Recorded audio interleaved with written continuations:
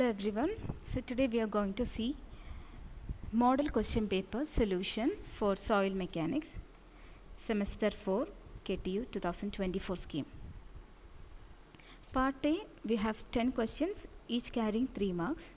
First question was draw a three-phase diagram and mark the volume of soil solids, water, air using void ratio, degree of saturation, and write the expression for dry density in terms of G, rho W and E. So soil in the three-phase diagram we have 3 parts. First part is soil solids. Definitely soil and soil solids undav. Adindadeyillulla voids il air undagam, water undagam. So when you draw the three-phase diagram, you must include soil solids, water and air. Okay, അപ്പോൾ ഈ volume of സോളിഡിനെയാണ് V S indicate ചെയ്യുന്നത് and volume of water ആണ് V W, volume of air is V A. വാട്ടറും എയറും നിൽക്കുന്നത് വോയിഡ്സിലാണ്, അതുകൊണ്ട് തന്നെ ഇവരുടെ രണ്ടുപേരുടെയും വോളിയം കൂടെ ചേർന്നതാണ് volume of voids or V V.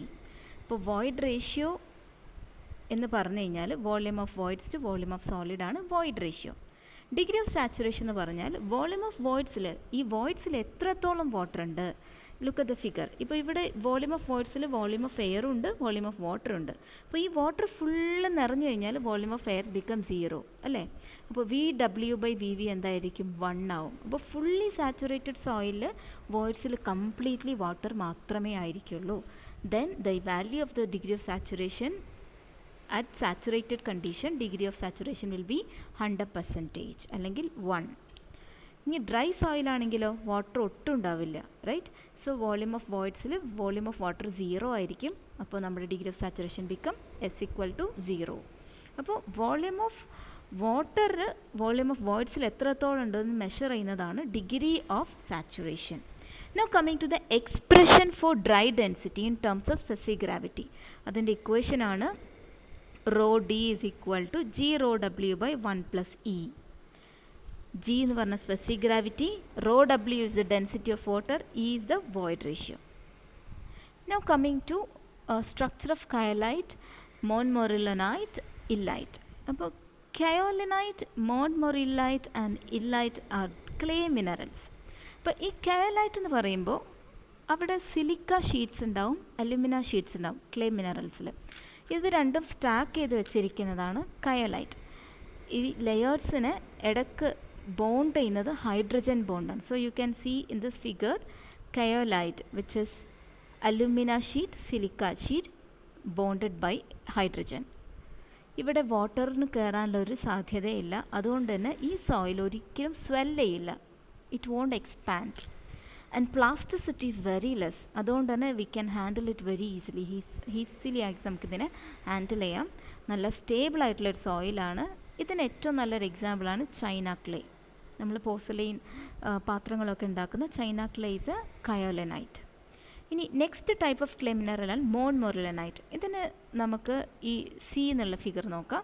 Silica sheet, alumina sheet and again silica sheet. അപ്പോൾ 2 സിലിക്ക ഷീറ്റിൻ്റെ ഇടയിൽ അലുമിന ഷീറ്റ് സാൻഡ്വിച്ച് ചെയ്ത് വെച്ചിരിക്കുന്നതാണ് മോൺമൊറിലനൈറ്റ്.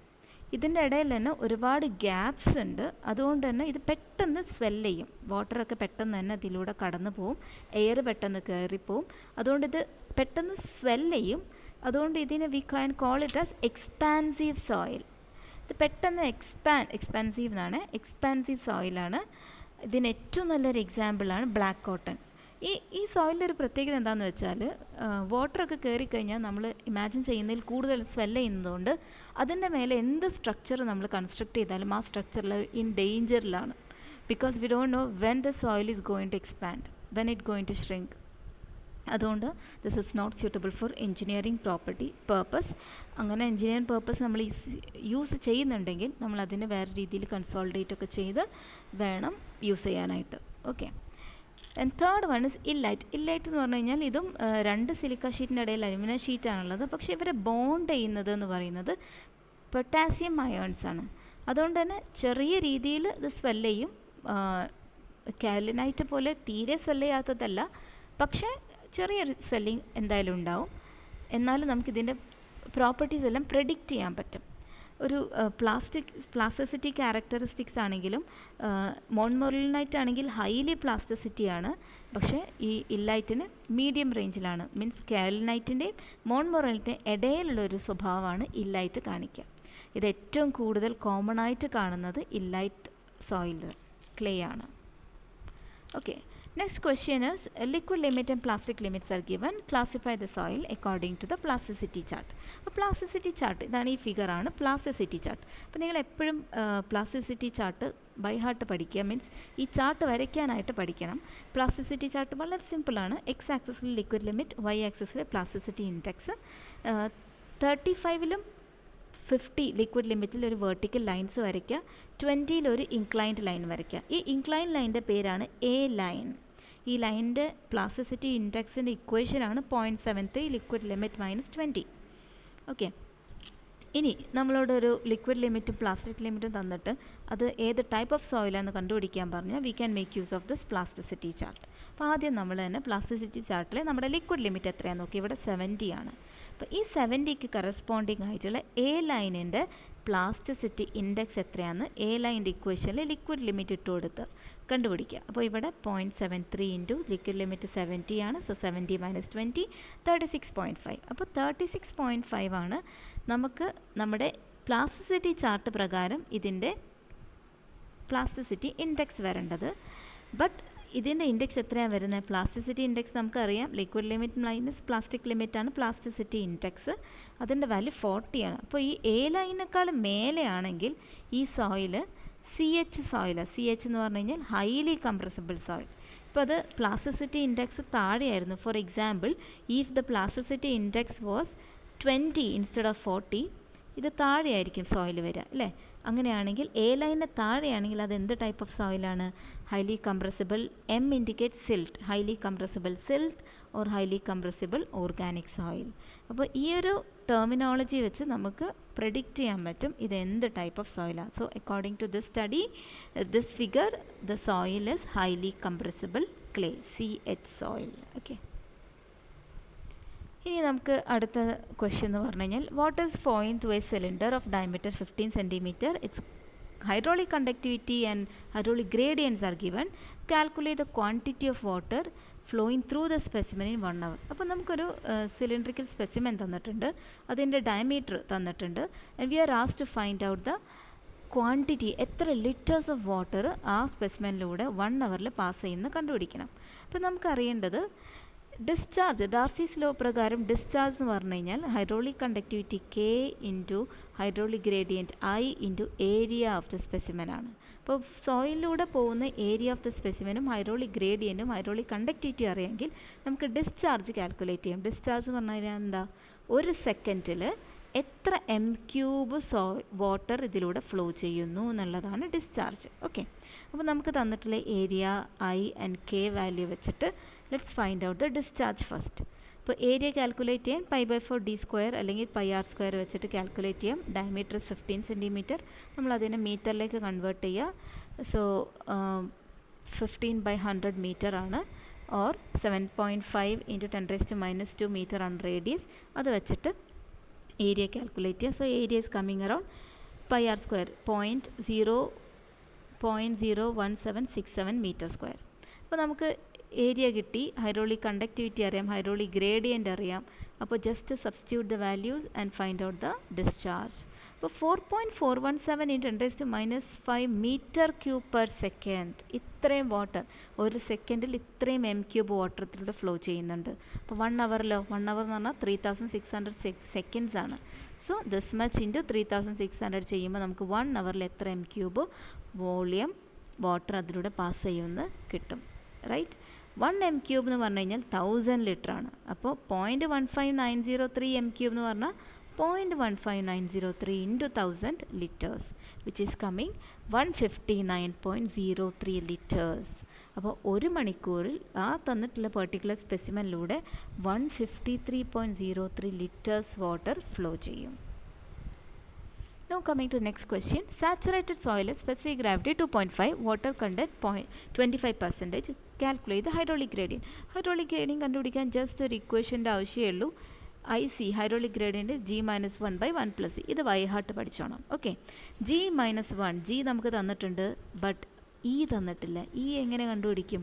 നമ്മുടെ അതിലൊരു ഇക്വേഷൻ ഉണ്ട്, S into E is equal to W into G. ഇത് ബേസിക് ആയിട്ടുള്ളൊരു ഇക്വേഷനാണ്, അറിയില്ലെങ്കിൽ പഠിച്ചെടുക്കുക. S degree of saturation, E void ratio, W water content, G specific gravity. അപ്പോൾ നമുക്ക് എപ്പോൾ ഒരു സോയിലിൻ്റെ പ്രോബ്ലം തന്നു കഴിഞ്ഞാലും വാട്ടർ കണ്ടൻറ്റും ഡിഗ്രി ഓഫ് സാച്ചുറേഷനും വോയിഡ് റേഷ്യോ എല്ലാം പെർസെൻറ്റേജിൽ തന്നാലും അതിനെ പോയിൻ്റ് ആക്കിയിട്ട് ബൈ 100 ചെയ്തിട്ട് വേണം കാൽക്കുലേഷനിൽ യൂസ് ചെയ്യാൻ. ഓക്കെ, അപ്പോൾ നമ്മുടെ അതിൽ ഈ ഇക്വേഷൻ ഉണ്ട്. ഈ ഇക്വേഷൻ നമുക്ക് E കണ്ടുപിടിക്കാം അല്ലേ, W into G by S. S തന്നിട്ടുണ്ടോ? തന്നിട്ടുണ്ട്. എന്താണ്? Saturated soil. സാച്ചുറേറ്റഡ് സോയിൽ എന്ന് പറഞ്ഞാൽ എന്താ? S equal to 1. So saturated സോയിലാണെങ്കിൽ S 1 ആണ്. So E is equal to W into G divided by S. W എന്ന് പറഞ്ഞു കഴിഞ്ഞാൽ 25% ആണ്. സോ 25 ബൈ 100 0.25 ഇൻറ്റു G 2.65 1 ചെയ്യുമ്പോൾ നമുക്ക് 0.665 കിട്ടി. ഇനി ജസ്റ്റ് നമ്മുടെ ICൻ്റെ ഇക്വേഷനിൽ അപ്ലൈ ചെയ്യുക. You get the answer as 0.99. Okay, so this is how we find out critical hydraulic gradient.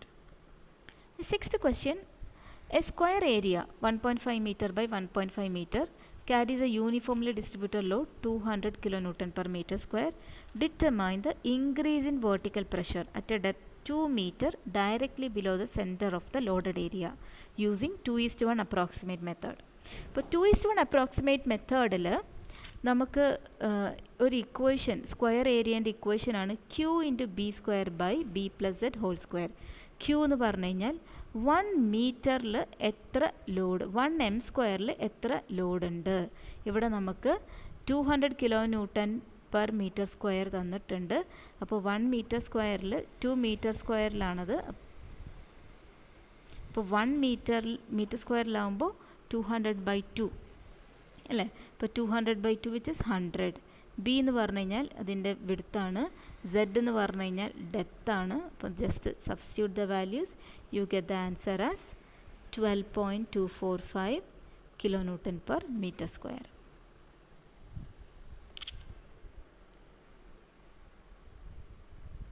ഇനി next question, define normally consolidated, over consolidated, under consolidated soil.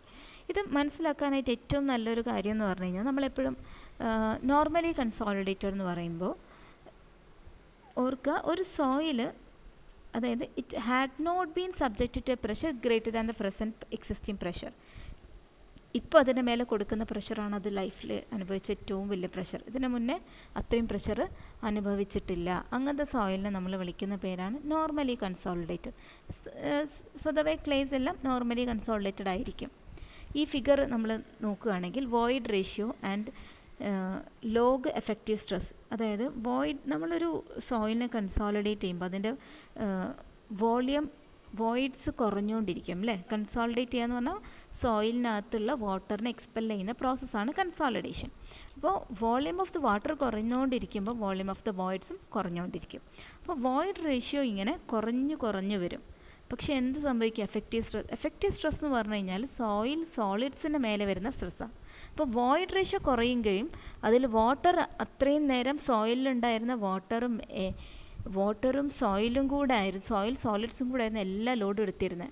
Water ഇറങ്ങി പോകുമ്പോൾ ആ ലോഡെല്ലാം ആർക്ക് വരും? സോയിൽ സോളിഡ്സിന് വരും. അപ്പോൾ സോയിൽ സോളിഡ്സിന് മേലെ വരുന്ന പ്രഷറിനെ വിളിക്കുന്ന പേരാണ് എഫക്റ്റീവ് സ്ട്രെസ്. അപ്പോൾ ഈ എഫക്റ്റീവ് സ്ട്രെസ് വോയിഡ് റേഷ്യോ കുറയുന്നതിനനുസരിച്ച് എഫക്റ്റീവ് സ്ട്രെസ് കൂടിക്കൊണ്ടിരിക്കും. ഇതാണ് ഈ ഒരു ഫിഗർ ഇൻഡിക്കേറ്റ് ചെയ്യുന്നത്. ഇതാണ് ഈ ഒരു ഡയഗ്രാം ഇൻഡിക്കേറ്റ് ചെയ്യുന്നത്. Okay, this diagram is indicating that.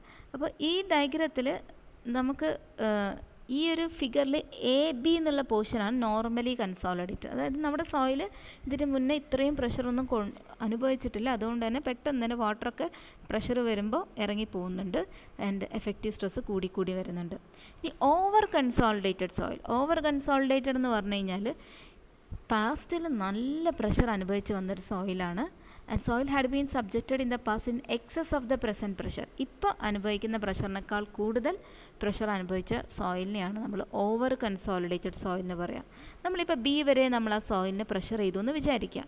എന്നിട്ട് ഞാൻ അവിടെ വെച്ചുകൊണ്ട് കൺസോളിഡേറ്റ് ചെയ്യാൻ വേണ്ടി ഞാനൊരു ലോഡ് വെച്ചിട്ടുണ്ടായിരുന്നു. ആ ലോഡ് അങ്ങ് റിമൂവ് ചെയ്തു. അപ്പോൾ എന്ത് ചെയ്യും? ഈ പ്രഷർ കുറച്ച് കുറയുമ്പോൾ അതിനകത്തേക്ക് വോയിഡ്സിലേക്ക് എയർ കയറും. വാട്ടർ ഓടി വന്ന് കയറത്തൊന്നുമില്ല, എയർ കയറും. എയർ കയറുമ്പോൾ വോളിയം ഓഫ് വോയിഡ്സ് കൂടും. അപ്പോൾ വോയിഡ് റേഷ്യോ ഒരല്പം കൂടും. ഓക്കെ, അപ്പോൾ സി ഡി എന്നുള്ള പോർഷൻ എന്താണ്? നമ്മുടെ ഓവർ കൺസോളിഡേറ്റഡ് സോയിലിൻ്റെ സ്വഭാവമാണ്. അതായത് ഇതിന് മുന്നേ ഒരുപാട് പ്രഷർ അനുഭവിച്ചിരുന്നു. ഇപ്പോൾ പ്രഷർ കുറഞ്ഞപ്പോൾ ചെറുതായിട്ട് വോയിഡ് റേഷ്യോ ഒന്ന് ഇൻക്രീസ് ചെയ്യാൻ നോക്കി ആൻഡ് എഫക്റ്റീവ് സ്ട്രെസ് കുറഞ്ഞും വന്നു. ഇതാണ് void ratio over consolidated soil. ഇനി അണ്ടർ കൺസോളിഡേറ്റഡ് സോയിൽ എന്ന് പറയുമ്പോൾ നിങ്ങൾ ഓർക്കുക, വളരെ നല്ല സ്ട്രോങ് ആയിട്ടുള്ളൊരു സോയിലാണ്. നമ്മൾ എത്ര ലോഡ് കൊടുത്താലും അത് അതിൻ്റെ ഒരു ഇക്വിലിബ്രിയത്തിൽ പോലും നമുക്ക് ആ ലോഡിനെ എത്തിക്കാൻ പറ്റില്ല. If the clay deposit had not reached equilibrium under the applied overburden load, it is called under consolidated soil. അപ്പോൾ അതിൻ്റെ കൺസോളിഡേഷൻ പ്രോസസ്സ് കഴിഞ്ഞിട്ടില്ല, ഇനിയും അതിന് ഒരുപാട് ലോഡ് എടുക്കാനുള്ള ക്യാപ്പബിലിറ്റി ഉണ്ട്. ഇതാണ് under consolidated soil. The eighth question is state the Moore Coulomb failure and mention its mathematical expression. അപ്പോൾ മോർ കൂളം ഫെയിലിയർ എന്താണെന്ന് അറിയണം. ഇതിൽ മോർ കൂളം പറഞ്ഞിട്ടുള്ള എന്താണെന്ന് വെച്ചാൽ, നമുക്കൊരു സോയിലിനെ ഷിയറിൽ ഫെയിൽ ആക്കണമെന്നുണ്ടെങ്കിൽ ഷിയർ ലോഡ് കൊടുക്കുക, ഷിയർ സ്ട്രെസ്സ് കൊടുക്കുക. ഷിയർ സ്ട്രെസ്സിനെ ഈ സോയിൽ തടുത്ത് നിർത്തുന്നത് അതിൻ്റെ ഷിയർ സ്ട്രെങ്ത് കൊണ്ടാണ്. അപ്പോൾ shear strength of the soil, let's say ഞാനൊരു ഷിയർ സ്ട്രെസ് 100 kN/m² കൊടുത്തു. പക്ഷേ സോയിലിൻ്റെ ഷിയർ സ്ട്രെങ്ത്ത് 200 ആയിരുന്നെങ്കിൽ ഈ 100 കൊണ്ടൊന്നും ആ സോയിൽ ഫെയിൽ ആവത്തില്ല, റൈറ്റ്? എന്നാൽ ഞാൻ കൊടുത്തതൊരു 300 kN/m² ഷിയർ സ്ട്രെസ് ആയിരുന്നെങ്കിൽ ദാറ്റ് സോയിൽ വിൽ ഫെയിൽ. അപ്പോൾ shear strength of the soil നമുക്ക് മെഷർ ചെയ്യാനൊരു ഇക്വേഷൻ ഉണ്ട്. ടോ ആണ് shear strength, C+σ tan⁵. C എന്ന് പറഞ്ഞാൽ cohesion of the soil, cohesion or intercept of the shear stress axis. നമ്മളൊരു diagram വരയ്ക്കുകയാണ്. ഷിയർ സ്ട്രെസ്സും നോർമൽ സ്ട്രെസ്സും നമ്മൾ ഡയഗ്രാം വരച്ച് കഴിഞ്ഞാൽ ഒരു ലൈൻ ഉണ്ട്. ഈ ലൈന് ഫെയിലിയർ എൻവലപ്പ് എന്നാണ് ഈ ലൈനിനെ പറയുക. ഈ ലൈന് വൈ ആക്സിസിൽ ടച്ച് ചെയ്യുന്ന പോയിൻ്റാണ് കൊഹിഷൻ. ഓക്കെ, അപ്പോൾ cohesion plus normal stress plus tan⁵. Is the angle of internal friction. Sigma എന്ന് പറഞ്ഞാൽ നോർമൽ സ്ട്രെസ്. അപ്പോൾ നോർമൽ സ്ട്രെസ്സിൻ്റെയും ആംഗിൾ ഓഫ് ഇൻറ്റേർണൽ ഫ്രിക്ഷൻ്റെയും കൊഹിഷൻ്റെയും ഒരു കോമ്പിനേഷനാണ് ഷിയർ സ്ട്രെസ്. അപ്പോൾ ഈ ഷിയർ സ്ട്രെസ്സ് ഫെയിൽ ആവുന്ന കണ്ടീഷനാണ് ഈ ഫെയിലിയർ എൻവലപ്പ് എന്ന് പറയുന്ന ഈ ലൈൻ. അതായത് ഈ ലൈനിലുള്ള ഓരോ പോയിൻറ്റും, ഇപ്പോൾ ഈ ലൈനിലെ ഈ പോയിൻ്റ് ഞാൻ കൺസിഡർ ചെയ്യുകയാണെങ്കിൽ, ലെറ്റ്സ് സേ ഞാൻ ഈ ഒരു പോയിൻ്റ് കൺസിഡർ ചെയ്യുകയാണെങ്കിൽ അതിൻ്റെ കറസ്പോണ്ടിങ് നോർമൽ സ്ട്രെസ്സും ഷിയർ സ്ട്രെസ്സും ഇവിടുത്തെ കൊഹിഷൻ ആംഗിൾ ഓഫ് ഇൻറ്റേർണൽ ഫ്രിക്ഷനും കൂടെ ചേർന്ന് സോയിൽ ഫെയിലാകും. അതായത് ഈ ഷിയർ സ്ട്രെസ്സ് വരുന്ന ഷിയർ സ്ട്രെസ്സിനെ ഇതിനേക്കാൾ ഒരല്പം കൂടുതൽ ഷിയർ സ്ട്രെസ്സ് വന്നു കഴിഞ്ഞാൽ എൻ്റെ സോയിൽ എന്ത് ചെയ്യും? ഫെയിലായി പോവും. അപ്പോൾ ഇതാണ് ഷിയർ സ്ട്രെങ്ത്തിനെ മെഷർ ചെയ്യാൻ വേണ്ടിയിട്ട് മോർ കൂളം തിയറി കൊടുക്കുന്ന ഇക്വേഷൻ. അപ്പോൾ നമ്മുടെ സോയിലിൻ്റെ ഷിയർ സ്ട്രെങ്ത്ത് വരുന്ന ഷിയർ സ്ട്രെസ്സുമായിട്ട് കമ്പയർ ചെയ്യാനായിട്ട് നമ്മുടെ ഷിയർ സ്ട്രെങ്ത്ത് മെഷർ ചെയ്യാനുള്ള ഇക്വേഷനാണിത്. അപ്പോൾ ഈ Coulomb failure criteria states that shear failure in a material occurs when shear stress on a potential failure plane reaches a critical combination. ഇതാണ് ക്രിട്ടിക്കൽ കോമ്പിനേഷൻ. അതിൻ്റെ cohesion, angle of internal friction and normal stress ചേർന്ന് ഒരു critical കോമ്പിനേഷനിലെത്തുമ്പോൾ ആ soil ഷിയറിൽ ഫെയിലാകും. ഇതാണ് more coulomb failure criteria.